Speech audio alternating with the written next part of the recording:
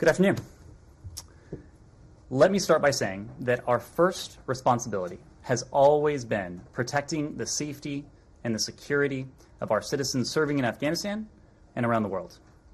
As we've said all along, the increased tempo of the Taliban military engagement and the resulting increase in violence and instability across Afghanistan is of grave concern.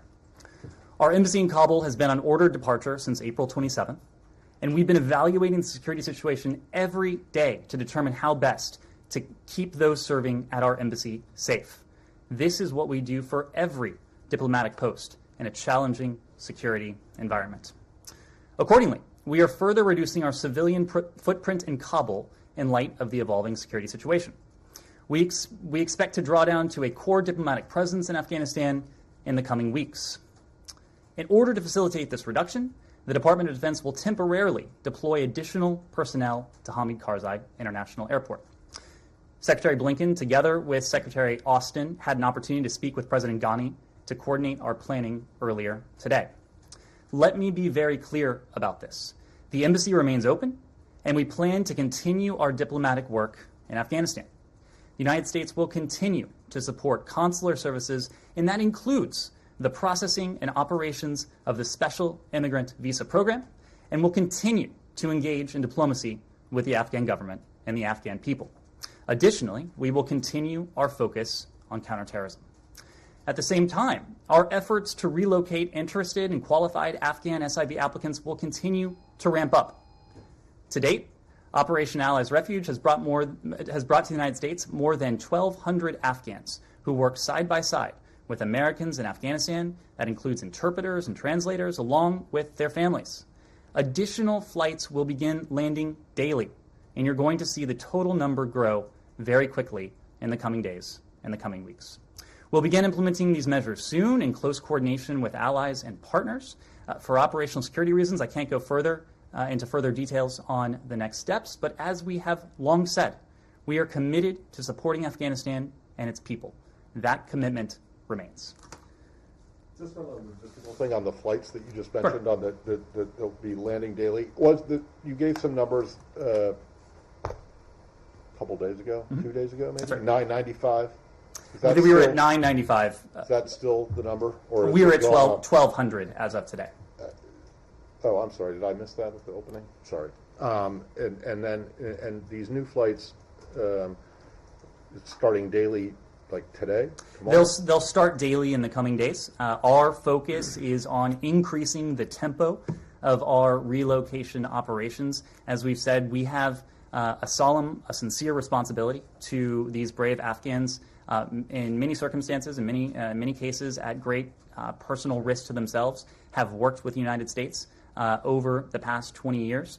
We're going to honor that responsibility and increase the pace of those relocation flights. Okay, and I'm sorry I missed that. And then on the embassy, when you say it will remain open, will it remain open in its current location? Well, let me be very clear, because this is a point I want to leave no uncertainty about. The embassy remains open. We continue our diplomatic work, our diplomatic mission in Afghanistan. We will continue to do the priority functions. That includes supporting peace, security, assistance, cooperation on counterterrorism, consular services, as we've been talking about, especially in the context of the Special Immigrant Visa Program. We are always, as I said at the top, reviewing the environment, and especially complex operating environments. And of course, that includes Kabul. And so today's announcement is really a continuation of one of our most important responsibilities, and that is doing all we can to ensure the safety, security, the welfare, the well-being of our people. As you know, we went on ordered departure in Kabul on April 27th with an eye to the security environment. But since then, and going forward, we are going to continue to prioritize these key areas, knowing that our partnership with the Afghan government and our partnership with the Afghan people will be enduring, and so that will continue. But that doesn't, sorry, but my question was, is the embassy going to remain open in its current location? The embassy remains open. Matt, we are all. To the second part of the question, will it remain open at its location, or is it going to the airport? We are always evaluating the situation on the ground. We are planning for all contingencies. This was a contingency, in fact, that we had planned for. So I'm not going to entertain hypotheticals. I'm not going to go into what additional contingencies may arise. But it's very important to say that our embassy remains open and our diplomatic mission will endure. Yeah, but It's not a hypothetical. Is the embassy staying at its current location, or is it moving locations to the airport Christina, or anywhere else? the embassy remains open in its current location. I'm not going to entertain hypotheticals from there. Okay, all right. My great. last one, and I'll let everyone else go because I know, but my last one is, the people who are being drawn down, the staffers who are leaving, are they flying out commercially, or is it that's what the military is going in to do? Well, To take them out? the military will be there to help effect an orderly and a safe reduction in our personnel. I do expect that the military will help with these relocation operations. But as we know, Hamid Karzai International Airport does remain open. Commercial flights continue to take off and land at the airport. So the military is not the only way in or out of Afghanistan. The situation is such, though, that you don't think that these people are safe getting out of the country on a commercial flight? Is that? The situation is such that this president prioritizes, above all else, the safety and security of Americans who are serving overseas. As I've said, we have planned for any number of contingencies with an eye towards the deteriorating security situation. We have said for some time now that we have been gravely concerned by developments. So given the situation on the ground, this is a prudent step, a prudent reduction in our civilian workforce. Yes, Christina. Can you give us some kind of, I know you don't have numbers in embassies, but if you can't tell us how many people you think are leaving, can you give us like a percentage and just some kind of an idea of how big of a reduction this is of the footprint? Does this change the exit timeline at all for the overall U.S. withdrawal? Is that being expedited? And do you think you can get the number of SIVs out on these flights, even with the tempo picked up? Do you think you can get enough of them out by the time you still have the facilities and the capacity to do so? So you're right. We aren't in a position to speak to numbers. What we are in a position to speak to are the functions that we intend to press forward with, given our diplomatic presence on the ground in Kabul. And so that includes engagement with the government of Afghanistan. It includes engagement with the people of Afghanistan, specifically our efforts to press forward with diplomacy, security, assistance, counterterrorism cooperation, consular services, including the processing of SIV applicants. So I'm sorry I'm not in a position to detail numbers, but those functions are what we're prioritizing and what we intend to carry forward with. What kinds of staff are leaving then? If those are the ones, people to do that are staying, who's leaving? So staff who are leaving, staff involved in this reduction of civilian personnel, include, for example, those who may be able to perform functions back elsewhere, whether that's back here in the United States or elsewhere. It includes staff who may not be necessary to continue with those core functions. So we are taking a very close look at our staffing footprint, arrayed against this set of priorities, knowing that we are committed to an enduring relationship with the people of Afghanistan, committed to a diplomatic relationship as well. And so we're taking a very close look, and we'll start that reduction in civilian personnel in the coming days. Kylie. How's that different from what you did in April? You already said It is not different. As we've said, this is we went on order departure in April. We have undertaken a reduction in staffing since then. We obviously haven't detailed numbers, but as we have said, including in the context of SIV processing, we determined, for example, that there were people based at the embassy who could have been based back here in the Washington, D.C. area, who could help adjudicate the chief of mission level processing for SIV applicants. Now, what is true is that we are going down to a smaller diplomatic presence given the security situation. But as you've said, our overall status has not changed. We have been on order departure since April 27th. We've taken prudent measures since then to reduce the size of our footprint in Afghanistan with an eye towards the security environment. That's what we're doing here.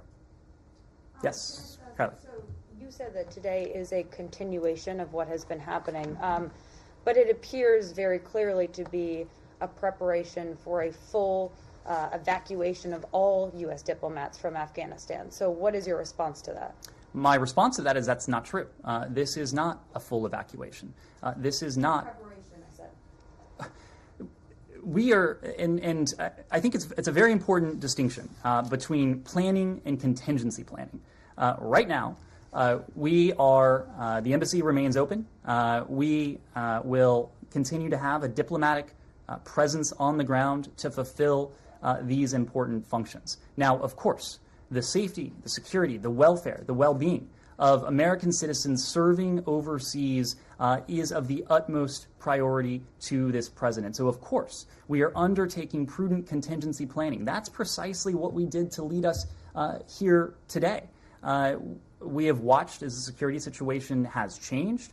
We have watched very closely. Not only have we watched, we have engaged in planning exercises to prepare us for an eventuality like the one we're talking about today. That's what we'll continue to do. And what message does this send to the people of Afghanistan today who are facing these threats from the Taliban, these military offenses, that the U.S. is not only military withdrawing, but also taking out some of their diplomatic personnel? Well, the message we are sending to the people of Afghanistan is one of enduring partnership. We have said from the beginning that the United States will be a committed partner to the people of Afghanistan. And you can measure that in any number of ways. Today, of course, we are continuing to have a diplomatic presence. Our embassy remains open. Our diplomatic engagement on the ground will continue. That will allow us to fulfill the consular services, the humanitarian support services. And on the topic of humanitarian support, you look at what the United States has invested in the people of Afghanistan, not only in recent days, but of course over the past 20 years. On June 4th, we announced more than $266 million in new humanitarian assistance for Afghanistan. That sum total brought the total U.S. humanitarian aid for Afghanistan to nearly $3.9 billion over the course of our involvement in Afghanistan. That will not change.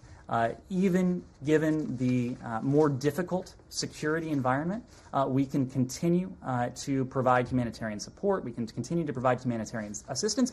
And importantly, we will continue to press forward in every way we can with the diplomacy in an effort to bring about a just and a durable solution to this conflict.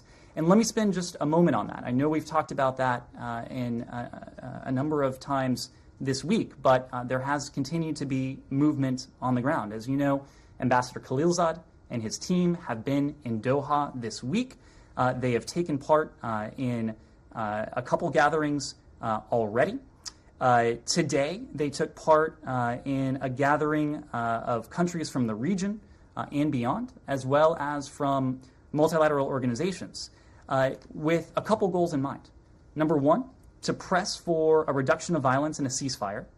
And number two, and this is important, a commitment on the part of those countries represented in those organizations represented in Doha, not to recognize any entity that takes control of Afghanistan by force, not to recognize any force that seeks to take control of Afghanistan at the barrel of a gun. The meeting today has included representatives not just from the United States and Qatar, which is the host, but also the UN, China, Uzbekistan, Pakistan, the UK, the EU, Germany, India, Norway, Tajikistan, Turkey, and Turkmenistan. That in and of itself is a broad and inclusive group of countries and international organizations. And this group actually came together, and I think you will be seeing this later today in the form of a formal statement that will emanate from this gathering. They agreed, first and foremost, that the peace process needs to be accelerated, and they also agreed, importantly, that they will not recognize any government that is imposed through military force. So this is not just the United States making this point. This is not just the United States speaking with our voice. This is the international community, as you see represented in the consensus that has emerged today regarding this very simple point. Any force that seeks to take control of Afghanistan with the barrel of a gun, through the barrel of a gun, will not be recognized, will not have legitimacy, will not accrue the international assistance that any such government would likely need to achieve any semblance of durability. And before I go on, let me just say this is an important statement that either has or soon will emanate from Doha today, but it's not the first of its kind. We have seen the international community come together to speak with one voice on this very point over the course of weeks and months. I've spoken just recently about the UN Security Council statement that emanated last week, where the members of the Security Council recalled Resolution 2513, reaffirmed that there is no military solution to the conflict, and declared they do not support the restoration of an Islamic emirate. It's not just a UN Security Council statement. There have been any number of settings and venues that over the course of recent weeks and months, we have heard this message emanate loud and clear. The previous gathering of the extended troika, there was one this week, but the previous gathering of the extended troika, meaning the United States, Russia, China, Pakistan, concluded, we reiterate, there is no military solution in Afghanistan, and a negotiated political settlement through an Afghan-led and Afghan-owned process is the only way forward for lasting peace and stability in Afghanistan. The U.S.-Europe communique, which includes the EU, France, Germany, Italy, NATO, Norway, and the UK. We reaffirm there is no military solution to the conflict. We stand by UN Security Council Resolution 2513, and we do not support any government in Afghanistan imposed through military force. There was a C5+1 statement, Kazakhstan, Kyrgyzstan, Tajikistan, Turkmenistan, Uzbekistan, that had a similar point. The embassies represented in Kabul only recently put out a very similar statement, and it was signed by the embassies of Australia, Canada, the Czech Republic, Denmark, the EU delegation, Finland, France, Germany, Italy, Japan, Korea, the Netherlands, NATO, Spain, Sweden, the UK. Just today, we heard a very similar statement from German Foreign Minister Heiko Maas. The Indian government has made a very similar point as well. This has been the, I hesitate to call it the emerging consensus, because it is the established consensus of the international community. Nick. Precisely because of that, it begs the question, what difference do you think that this new joint declaration is going to make against the Taliban's offensive? We've heard this again and again, as you've just laid out, and it has not changed the fact that they've now seized 10 provincial capitals. Every time the Taliban hears the international community speak with one voice, it reinforces that very simple message. You're right. The diplomacy has not achieved what we want to see achieved. We are not trying to sugarcoat this. It has been a very tough road. It has been a tough slog. There are important contextual data points, however. Number one, as we've said before, this diplomacy has been ongoing for less than a year. A year ago, the Islamic Republic, that is to say the government of Afghanistan, and the Taliban were not speaking to one another. They were not sitting in the same room. That has changed. Earlier, that has changed within the past year. Another important data point, they are sitting in the same room right now. Abdullah, the chairman, Mullah Baradar, senior Taliban leader, are in Doha together. Ambassador Khalilzad has met separately with both sides. Both sides have presented to the gathering, presented their ideas going forward. Now, I want to be very clear. There's daylight between the presentations that have taken place so far. But the fact that they remain engaged in this, the fact that the international community is speaking clearly, speaking resolutely, speaking with one voice, We intend to move forward with that process, to continue at it, to continue to support these intra-Afghan talks in the hopes, and ultimately something we will do all we can to support, that this ends up in an Afghan-owned, Afghan-led political solution to what has been, again, not 3 weeks, not 3 months, not 6 months, but really 40 years of conflict. The people of Afghanistan deserve an end to this conflict. They don't want to see 40 more years of civil war. They don't want to see 4 more years of civil war. We don't want to see 4 more months of conflict.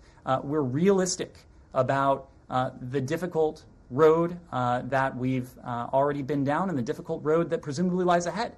But we are going to continue supporting this diplomatic effort because we know, and our international partners know, the international community writ large knows, that the only way to diminish the violence, to establish a ceasefire, and to put the parties down a road to a political settlement is through diplomacy. Nick? Switching now to Western Hemisphere. What percent of the civilian population is being drawn down? I'm not in a position to speak to numbers. I'm not. But More than half, less than half? I'm just not in a position to speak to numbers. Nick? Switching to the Western Hemisphere, I want to talk a little bit about Let's do a couple more questions on Afghanistan, and then we'll switch to the Western Hemisphere.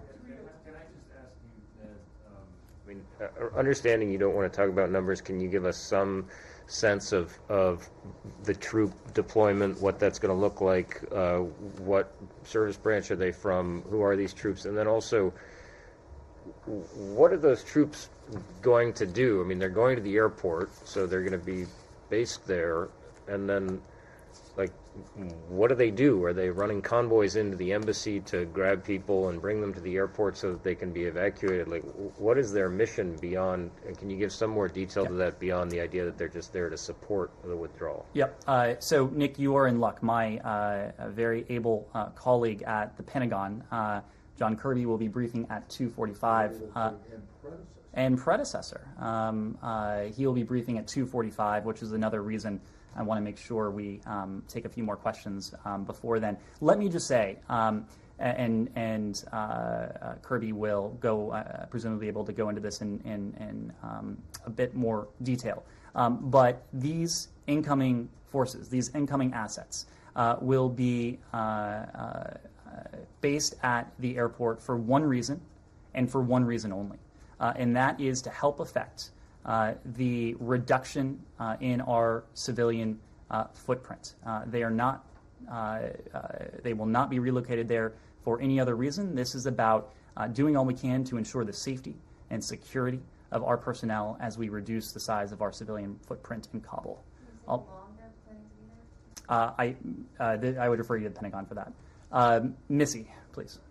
Again, going back to an earlier question about what message this is sending, can you just, do you expect there to be, or what would be your response to the critics who are saying this is going to further embolden the Taliban and, make them feel like they have, even more reign to push for a political agreement that suits their interests? And then will you be letting us know if the embassy is indeed closed? I know that it remains open right now.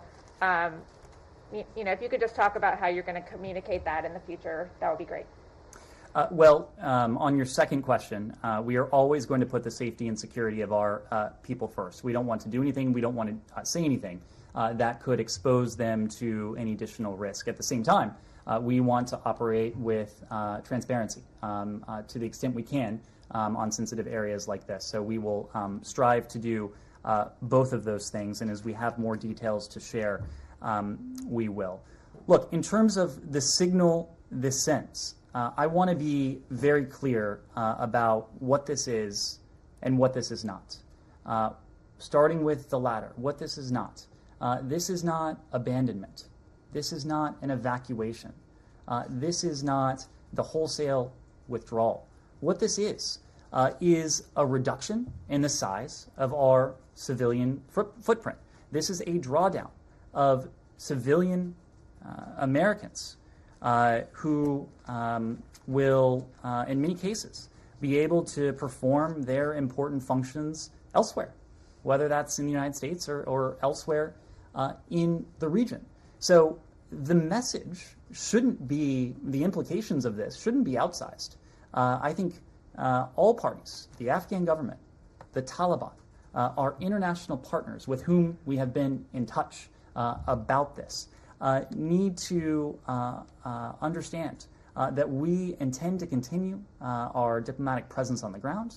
At a more basic level, we intend to continue that enduring partnership with the people of Afghanistan and the government of Afghanistan. So this shouldn't be read as any sort of message to the Taliban.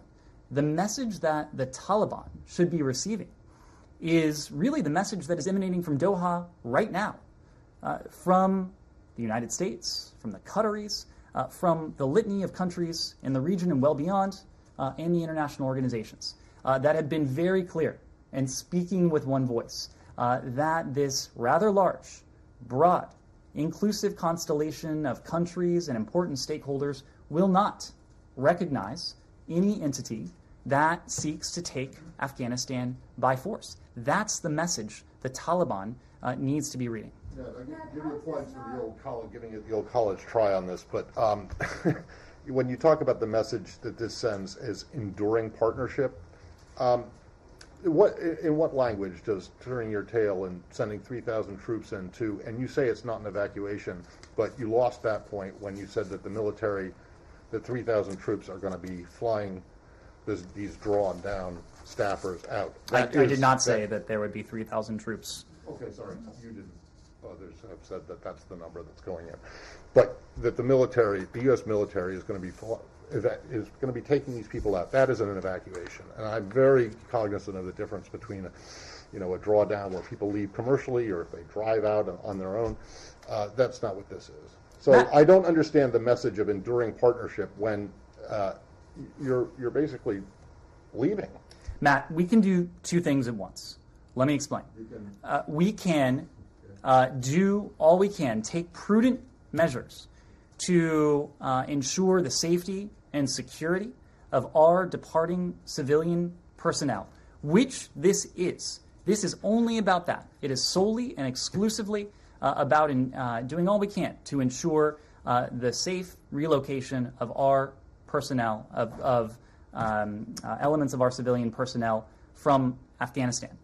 That should in no way mitigate the enduring partnership, the enduring relationship we seek to have with the people of Afghanistan. I talked about that in humanitarian terms. I've talked about that in terms of the diplomacy that the U.S. is supporting between the Afghan parties, the intra-Afghan dialogue that we are supporting, hopefully on the path towards an Afghan-owned, Afghan-led political solution. I've talked about that in the terms of the work we have done and are doing to galvanize the international community, to bring Afghanistan's neighbors together, to speak with one, and countries much farther afield, to speak with one voice.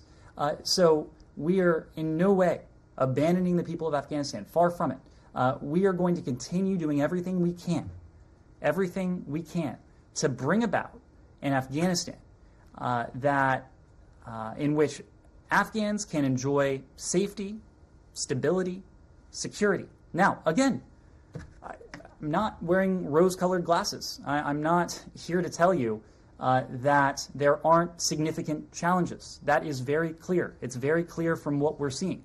But our goal is through diplomacy, through continuing support for the ANDSF, a force that far outnumbers the Taliban by a figure of more than 3-1 by most estimates. Warfare in Afghanistan has never been a problem.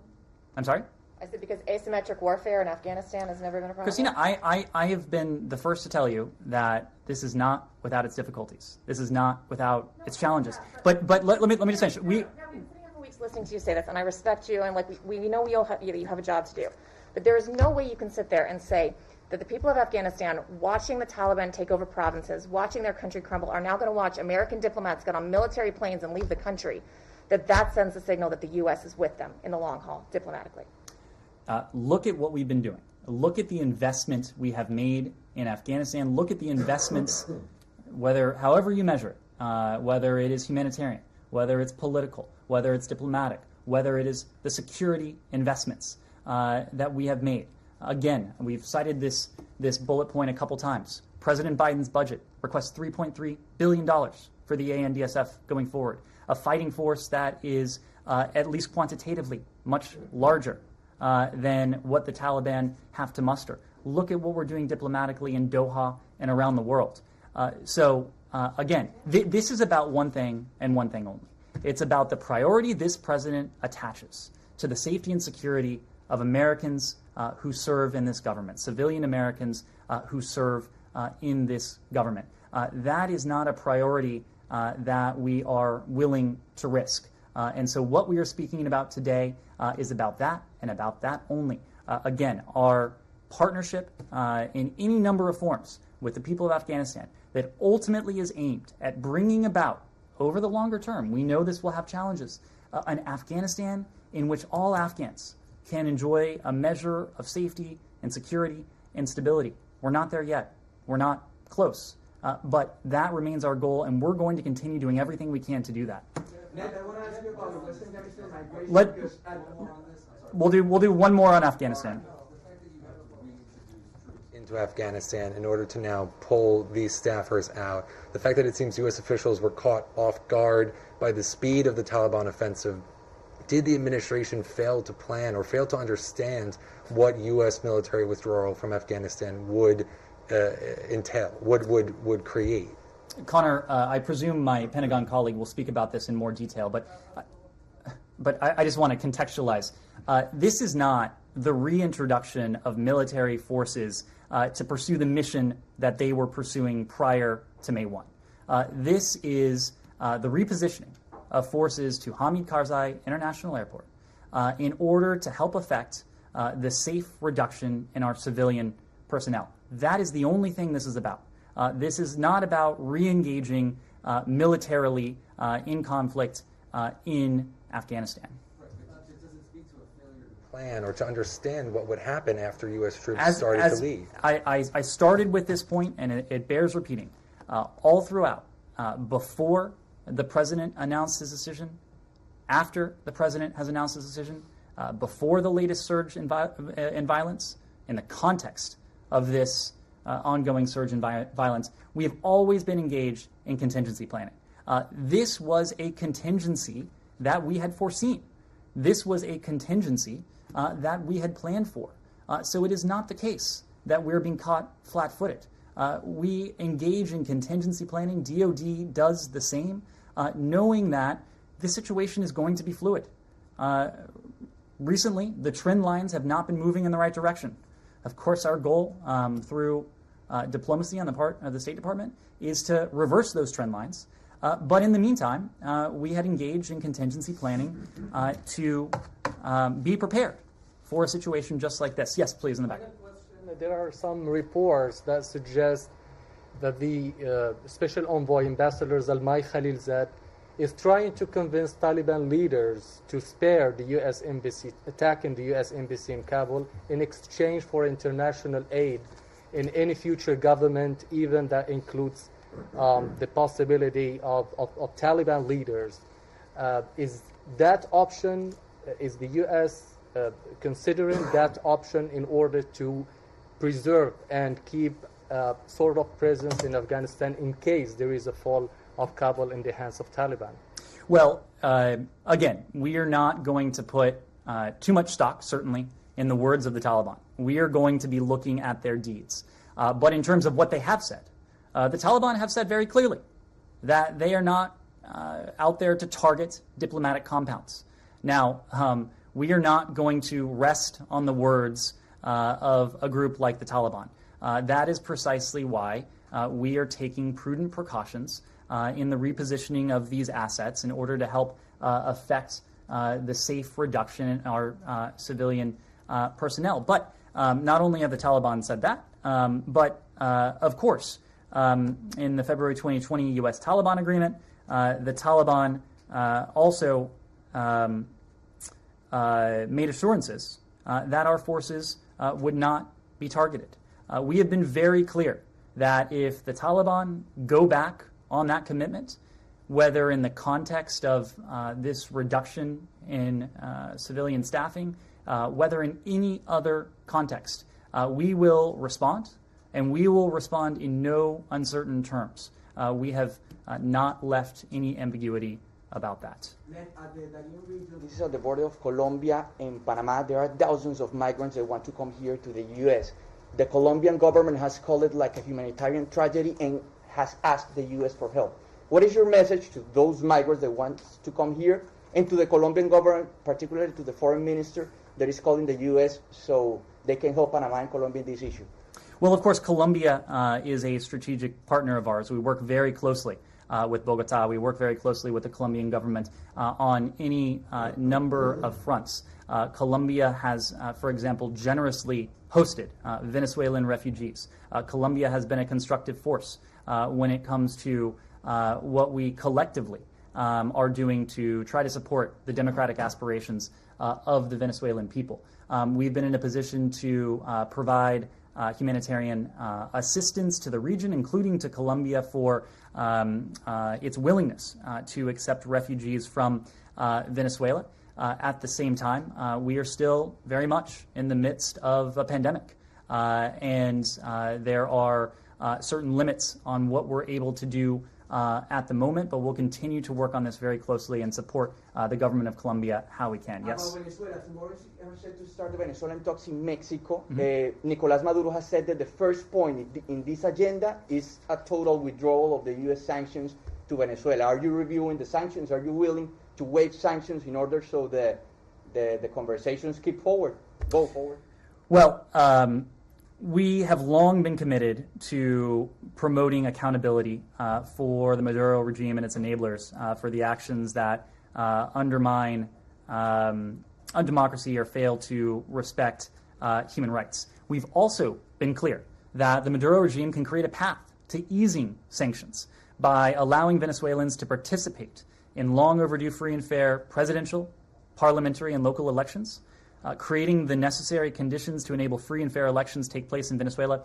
It requires the Maduro regime to engage in sincere discussions with the opposition, led by, of course, by interim President Juan Guaido, that result in a comprehensive negotiated solution to the Venezuelan crisis. As we noted in the June 25th joint statement with our EU and Canadian partners, we welcome substantive, credible advancements to restore democratic processes and institutions in Venezuela, and are willing to review sanctions policies based on meaningful progress and comprehensive negotiation. But that's what we need to see, meaningful progress. About the request of President Iván Duque to designate Venezuela as a state sponsor of terrorism. Are you reviewing this request?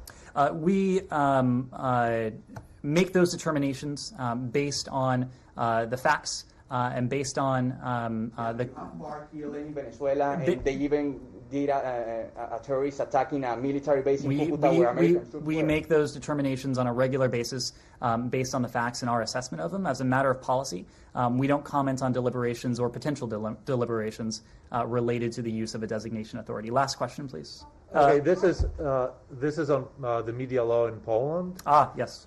There was a strong statement by Secretary Blinken yesterday, and as I understand, Secretary Wendy Sherman spoke with the Polish authorities yesterday, but the media law seems to be going forward. So what steps are you planning to take, and what is on the table now? Well, you did hear directly from Secretary Blinken yesterday on our deep concern, the very troubling developments that transpired in Poland yesterday. The Secretary's statement speaks for itself. We are deeply troubled by the two pieces of legislation that Poland's parliament passed yesterday. I said this yesterday. The Secretary said this in his statement, but Poland is an important NATO ally.